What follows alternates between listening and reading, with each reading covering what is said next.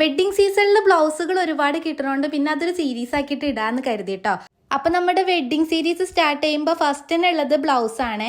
Wedding ബ്ലൗസിന്റെ കൂടെ ഒരു 3 ബ്ലൗസും കൂടെ കസ്റ്റമർ കൊണ്ടുതന്നിട്ടുണ്ട്. രണ്ടാമത്തെ വട്ടാണ് കേട്ടോ AR ഹാൻഡ്ലൂംസ് എന്നുള്ള ഒരു ബ്ലൗസ് കിട്ടുന്നത്.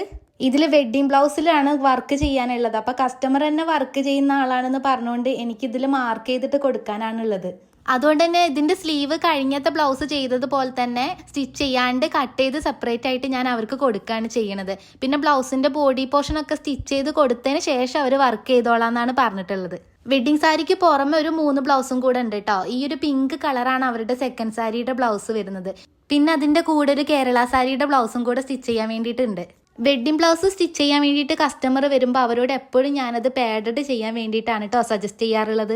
ഇപ്പം എല്ലാ ബ്രൈഡ്സും ബ്ലൗസിന്റെ ബാക്കിലാണല്ലോ ഒട്ടുമിക്ക ഡിസൈൻസും കൊണ്ടുവരാൻ ശ്രമിക്കുന്നത്. ബാക്കിൽ അതുപോലെ ഡിസൈൻസ് ഒക്കെ വരുമ്പോൾ എപ്പോഴും പാഡഡ് ആയിട്ടുള്ള ബ്ലൗസ് ആണ് കേട്ടോ ഏറ്റവും ബെറ്റർ ആയിട്ട് തോന്നാറുള്ളത്. അപ്പം ഇനി അങ്ങോട്ട് നമ്മുടെ വെഡ്ഡിംഗ് സീരീസിൽ ഓരോ ബ്ലൗസ് നിങ്ങളെ കാണിക്കുന്നതാണേ.